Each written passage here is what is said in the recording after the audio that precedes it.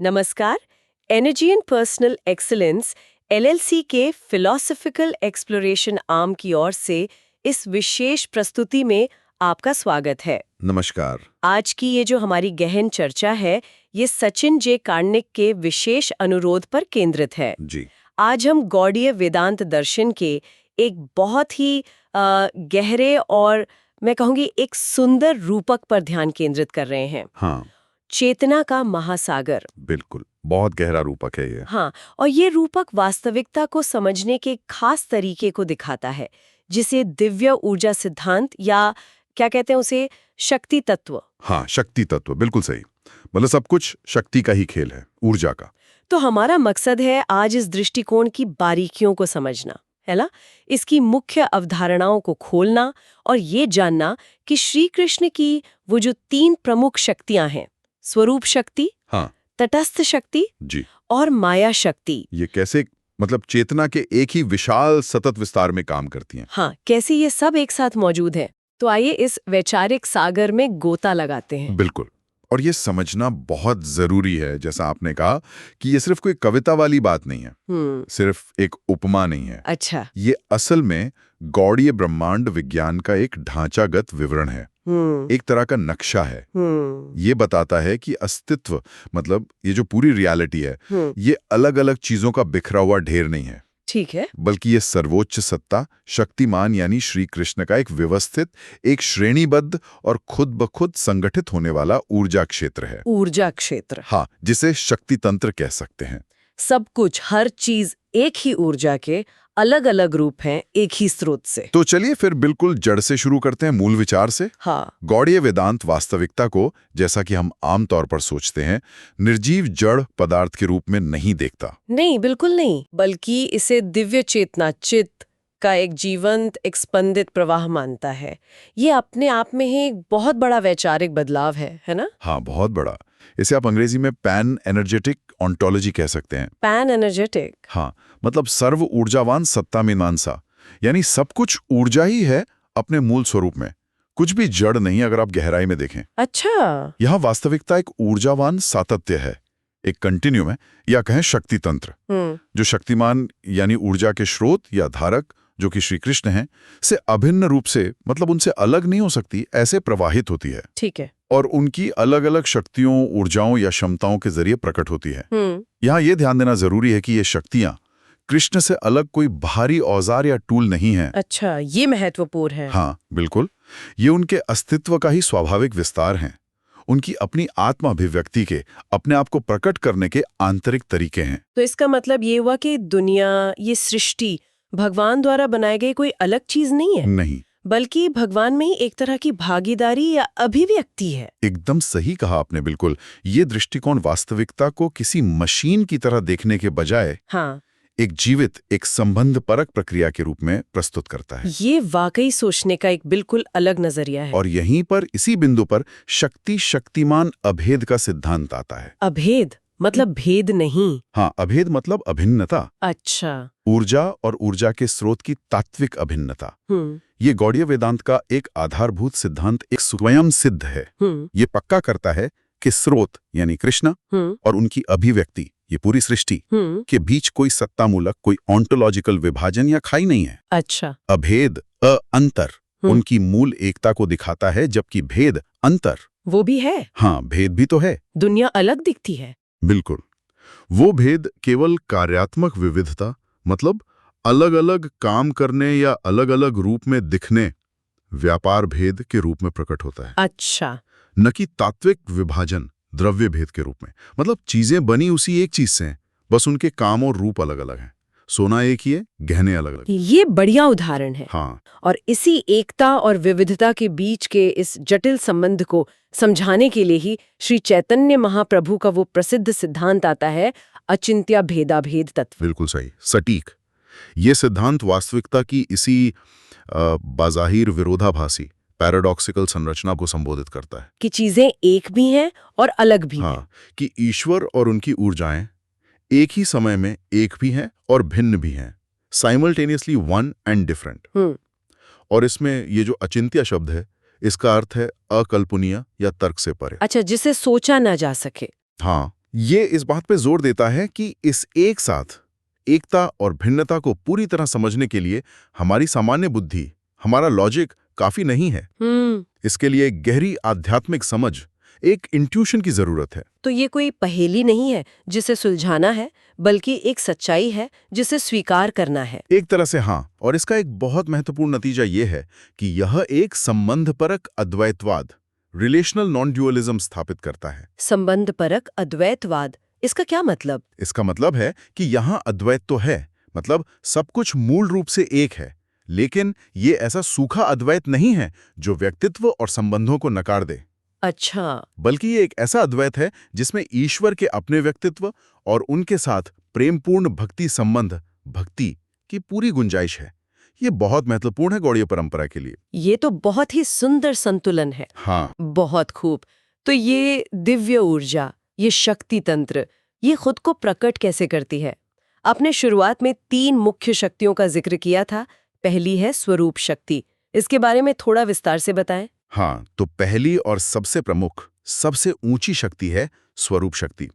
इसे आंतरिक या स्वाभाविक ऊर्जा भी कहते हैं। स्वरूप मतलब अपना रूप? हाँ, उनका अपना अंतरंग, सबसे आवश्यक और मूलभूत स्वरूप या शक्ति। इसे उनकी अपनी शक्ति या स्वाभाविक शक्ति भी कह सकते हैं। यही शक्ति पारलौकिक या आध्यात्मिक क्षेत्र का निर्माण करती है। आध्यात्मिक क्षेत्र जैसे गोलोक वृंदावन और वैकुंठ जैसे शाश्वत आध्यात्मिक जगत। ये वो आयाम है, वो रियलिटी है जहां दिव्यता अपने शुद्धतम, पूर्ण और माया से अप्रभावित रूप में निवास करती है। और जैसा कि स्रोतों में बताया गया है, ये क्षेत्र पूरी तरह से सत, शाश्वत अस्तित्व, हाँ, सत, चित, शुद्ध चेतना, चित और आनंद, असीम परमानंद से बना है। बिल्कुल, सत, चित, आनंद। मतलब जहां कोई अज्ञान नहीं, कोई दुख नहीं, कोई जन्म मृत्यु, कोई नश्वरता नहीं है, सिर्फ शुद्ध स्वप्रकाशित वास्तविकता। वाह! उस क्षेत्र में चेतना सिर्फ दिव्यता का अनुभव नहीं करती, वो चेतना संबंधात्मक रूप में दिव्यता ही है। अच्छा।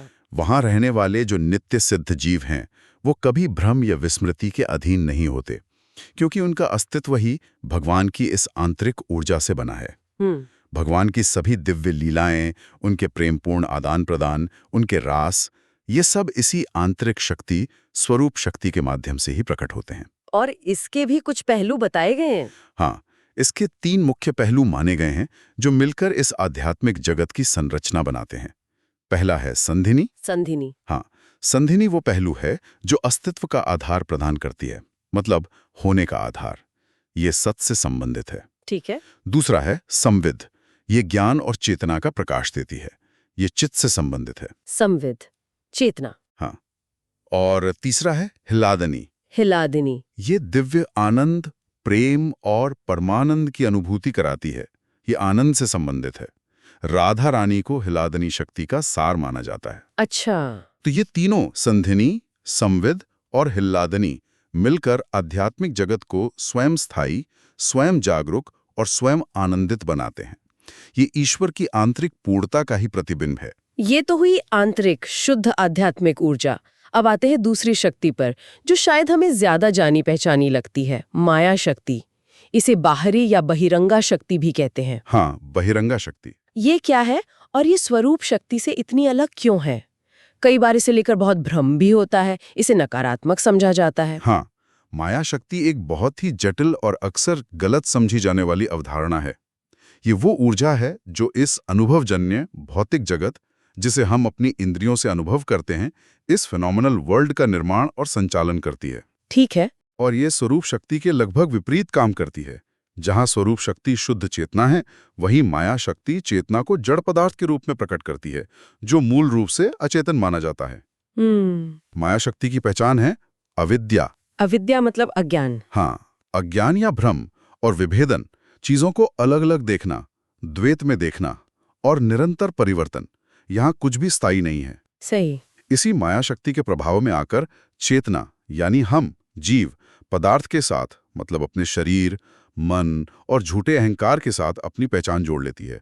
मैं शरीर हूँ, मैं मन हूँ, ये भाव। और अपने असली स्वरूप को भूल जाती है। हाँ, अपने वास्तविक आध्यात्मिक स्वरूप को भूल जाती है। तो क्या ये कहना ठीक होगा कि माया शक्ति या ये भौतिक दुनिया असत्य है, जैसे कुछ दार्शनिक परंपराओं में कहते हैं कि ये बस एक सपना है, एक भ्रम है। देखिए, गौड़ीय वेदांत में इसे पूरी तरह से असत्य या मतलब अस्तित्वहीन नहीं माना जाता। अच्छा। हाँ, ये आश्रित है, मतलब अपने अस्तित्व के लिए ईश्वर पर निर्भर है, और ये विकृत करने वाली है। विकृत कैसे? ये चेतना के वास्तविक स्वरूप को ढक देती है, उसे तोड़ मरोड़ कर पेश करती है।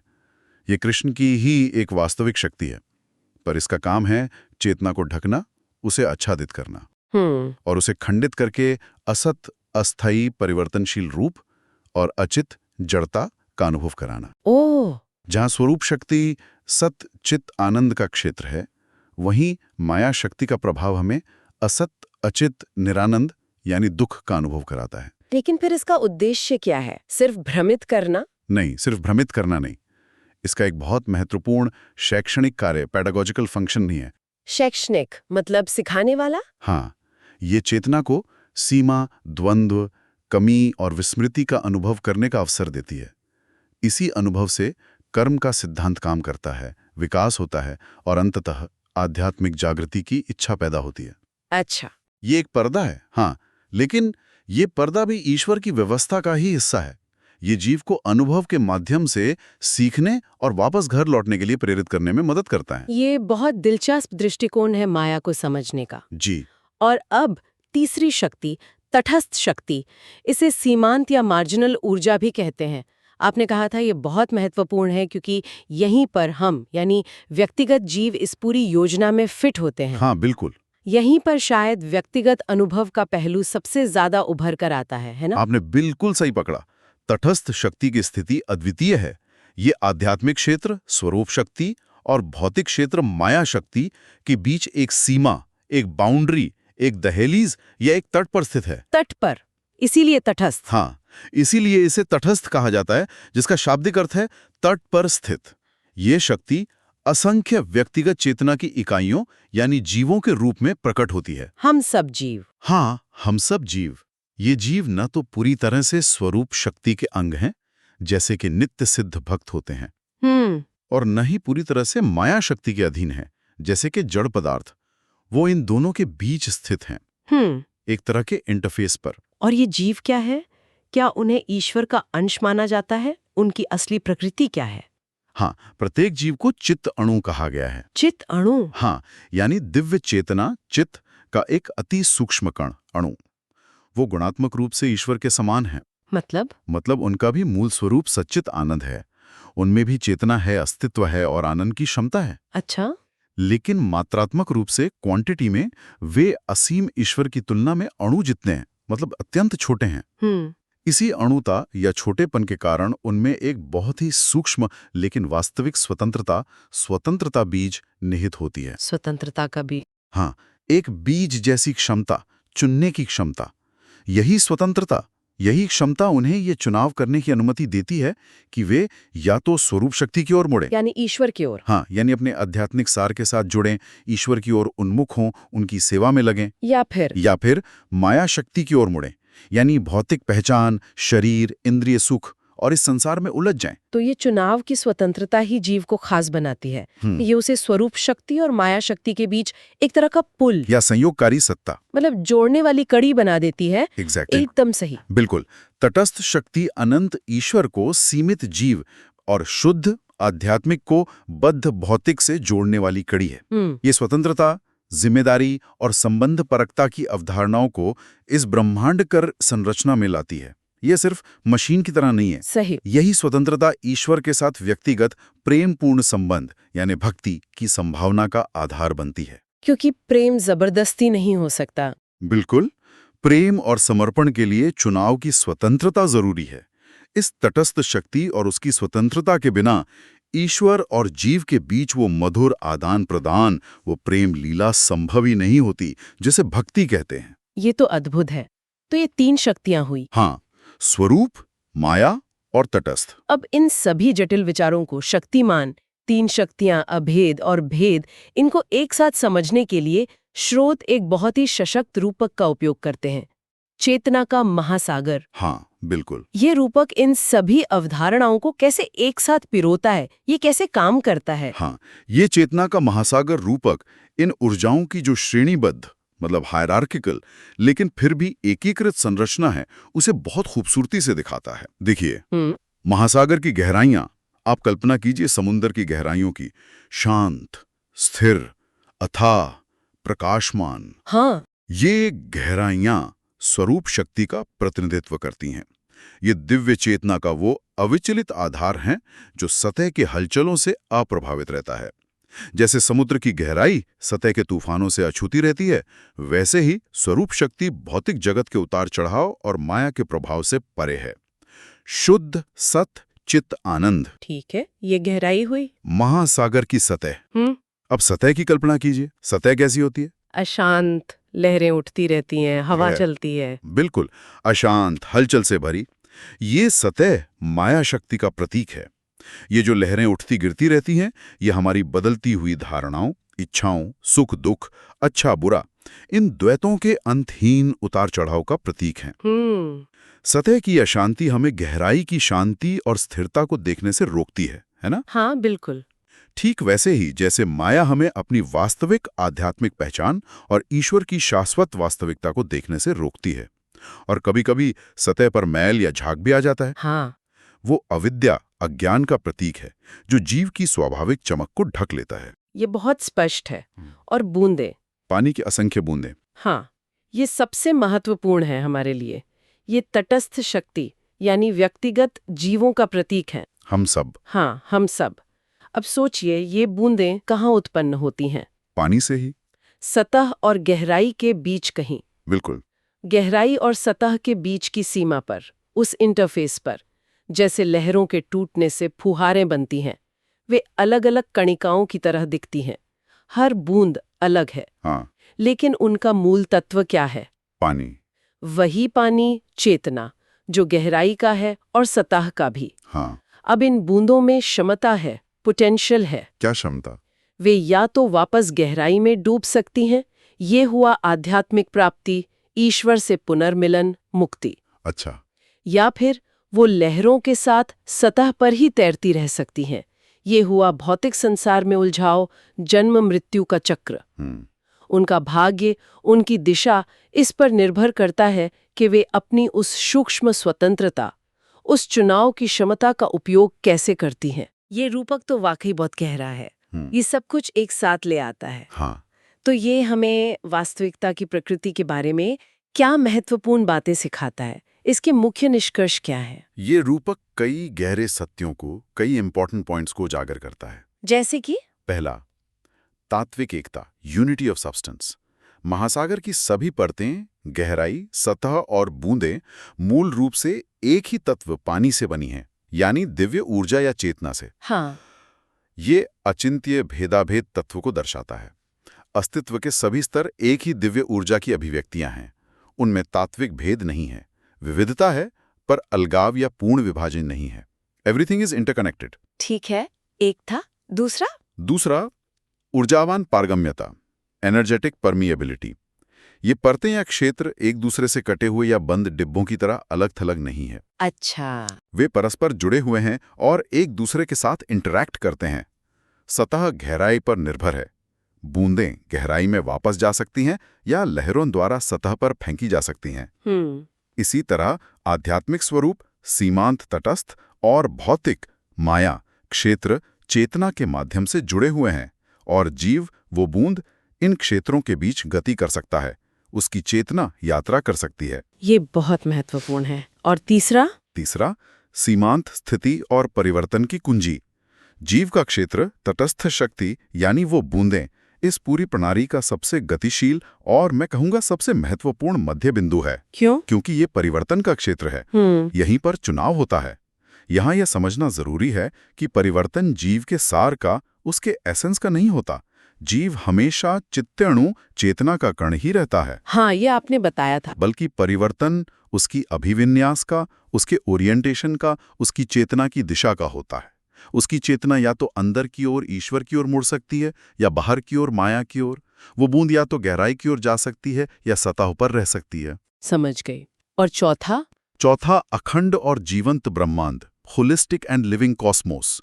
ये रूपक ब्रह्मांड को टुकड़ों में बटी हुई चीजों के संग्रह के बजाय एक संगठित, एक ऑर्गेनिक, एक जीवंत समग्रता के रूप में चित्रित करता है।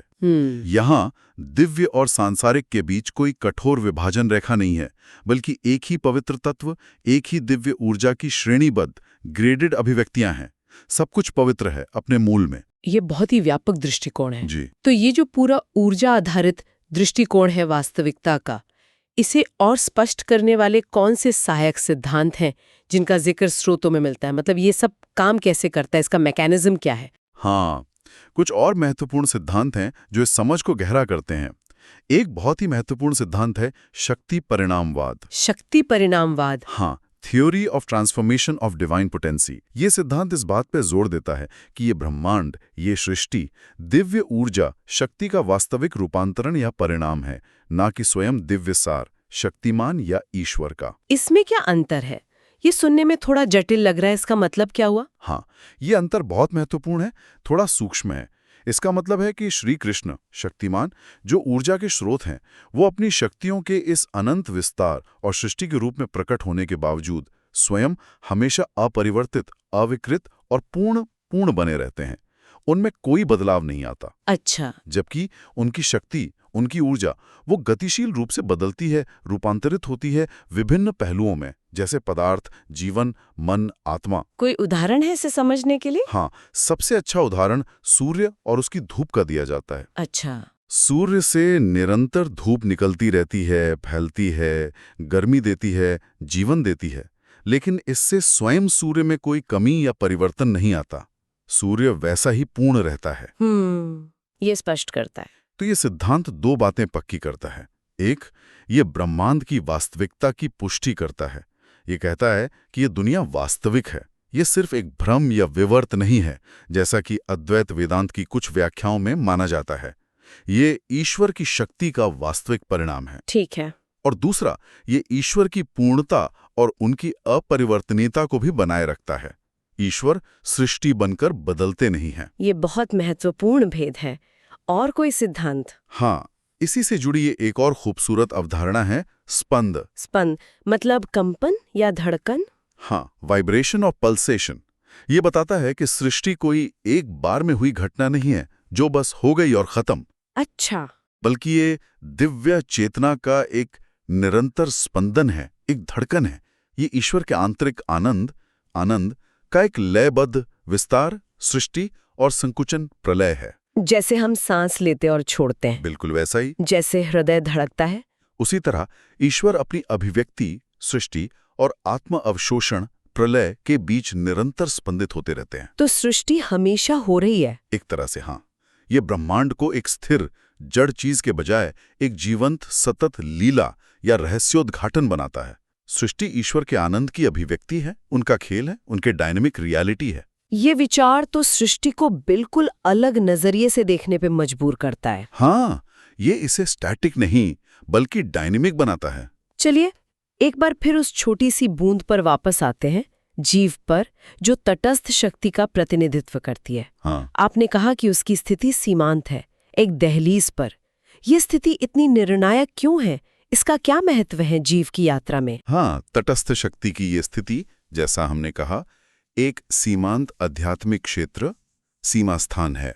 इसे एक तटस्थ संतुलन बिंदु, न्यूट्रल पॉइंट ऑफ इक्विपॉइज, या एक चौराहा समझ सकते हैं। चौराहा? हाँ, जहां से कई रास्ते जाते हैं। इसी स्थिति में जीव को वो संभावित स्वतंत्रता बीज मिलती है, ईश्वर की ओर स्वरूप शक्ति मुड़ने की, या पदार्थ की ओर माया शक्ति मुड़ने की क्षमता। ये जो दिशात्मकता की अनिश्चितता है, मतलब किस दिशा में जाएगा ये पक्का नहीं है, यही तटस्थ स्थिति को परिभाषित करती है। ये कोई फिक्स्ड अवस्था नहीं है, बल्कि एक ऐसी अवस्था है जहां से किसी भी दिशा में मुड़ा जा सकता है। और यहीं पर वो सवाल उठता है कि जीव अपनी इस स्वतंत्रता का उपयोग कैसे करता है ना? बिल्कुल। किस दिशा में करता है? बिल्कुल। यहीं पर कर्म, संस्कार, संगति, कृपा, ये सब चीजें भूमिका निभाती हैं। तो महत्वपूर्ण बात यह है कि जीव का मूल स्वरूप, चित्त अणु, कभी नहीं बदलता। वो हमेशा दिव्य चेतना का कण ही रहता है। हाँ, उसका स्वरूप नहीं बदलता। बस उसकी चेतना की दिशा, उसका फोकस, उसका चुनाव बदल सकता है। वो या तो ईश्वर की ओर देख सकता है या माया की ओर। बिल्कुल। उसकी यही सीमांत स्थिति उसे ऊंची आध्यात्मिक और नीची भौतिक दोनों ऊर्जाओं के साथ गतिशील अंतःक्रिया, एक डायनामिक रिलेशनशिप संबंध में प्रवेश करने की अनूठी क्षमता देती है। यही क्षमता परिवर्तन की कुंजी है। अपनी आंतरिक प्रकृति चित अणु को बदले बिना भौतिक बंधन की स्थिति से आध्यात्मिक मुक्ति और ईश्वर प्रेम की परम स्थिति तक पहुंचने की क्षमता। तो जीव एक तरह से मध्यस्थ है। हाँ, वो एकता और विविधता के बीच, स्वतंत्रता और निर्भरता के बीच, ईश्वर की परात्परता ट्रांसेंडेंस और अंतर्यामित्व इमर्नेंस के बीच एक सेतु का काम करता है। ये वो बिंदु है जहां ईश्वर की अनंत लीला व्यक्तिगत अनुभव के स्तर पर प्रकट होती है और जहां व्यक्तिगत चेतना की यात्रा, उसके चुनाव, उसके संघर्ष और उसकी अंतिम सफलता का महत्व भरता है। ये वास्तव में बहुत ही सशक्त और आशावादी दृष्टिकोण है। हाँ, ये जिम्मेदारी और संभावना दोनों देता है। तो संक्षेप में कहें तो आज हमने गौड़ीय वेदांत की एक बेहद गहरी और एकीकृत समझ हासिल करने की कोशिश की। जी। हमने समझा कि वास्तविकता जड़ पदार्थ या शून्य नहीं, बल्कि दिव्य ऊर्जा का एक गतिशील, स्पंदित और एकीकृत क्षेत्र है, जिसे शक्ति तंत्र कहा गया। बिल्कुल। ये ऊर्जा मुख्य रूप से 3 तरीकों से प्रकट होती है: स्वरूप शक्ति, आंतरिक शुद्ध आध्यात्मिक ऊर्जा, माया शक्ति, बाहरी आवरण डालने वाली भौतिक ऊर्जा, और तटस्थ शक्ति, सीमांत ऊर्जा, जो हम व्यक्तिगत जीव हैं। हाँ, ये त्रिविध शक्ति। हमने देखा कि कैसे जीव तटस्थ शक्ति एक अत्यंत महत्वपूर्ण निर्णायक स्थिति में है, जिसके पास चयन की स्वतंत्रता है। हाँ, स्वतंत्रता का बीज। और कैसे चेतना का महासागर का रूपक इस पूरी जटिल संरचना और ईश्वर तथा उनकी ऊर्जाओं के बीच के उस अचिंत्य भेदाभेद, यानी एक साथ एकता और भिन्नता के संबंध को खूबसूरती से दर्शाता है। बिल्कुल, ये रूपक सब कुछ समेट लेता है। कोई अंतिम विचार जो आप श्रोताओं के लिए छोड़ना चाहें? हाँ, एक विचारणीय बिंदु ये हो सकता है कि वास्तविकता के इस ऊर्जा केंद्रित दृष्टिकोण को, इस शक्ति तत्व को अपनाने से हमारी दुनिया को देखने और उसमें अपने स्थान को समझने की दृष्टि कैसे बदल सकती है। कैसे? ये हमें हर जगह, हर कण में, यहाँ तक कि सबसे साधारण अनुभवों में भी एक गहरे अंतर संबंध और दिव्यता की संभावना को देखने का नजरिया देता है। इसे एक प्रकार की धार्मिक परिस्थितिकी, थियोलॉजिकल इकोलॉजी या शायद थियो एनर्जेटिक कॉस्मोलॉजी कह सकते हैं। थियो एनर्जेटिक कॉस्मोलॉजी। हाँ, जहां हर परमाणु उसी एक दिव्य ऊर्जा का रूपांतरण है और इसलिए संभावित रूप से पवित्र और अर्थपूर्ण है, कुछ भी तुच्छ नहीं है। ये ब्रह्मांड को ईश्वर की एक सतत जीवंत लीला के रूप में अनुभव करने का एक निमंत्रण है, जिसमें हम सभी अपनी पसंद से, अपनी स्वतंत्रता से अपनी भूमिका निभा रहे हैं और हमारे पास हमेशा गहराई की ओर मुड़ने का विकल्प मौजूद है। ये वास्तव में एक बहुत गहरा और समग्र दृष्टिकोण है। इसी प्रेरक विचार के साथ आज की ये चर्चा यहीं समाप्त होती है। धन्यवाद। इस विषय पर अधिक जानकारी के लिए आप सचिन जे कार्निक से संपर्क कर सकते हैं। उनका ईमेल है sachinkarnik@yahoo.com। मैं दोहराती हूँ, SACHINKRNIK@yahoo.com।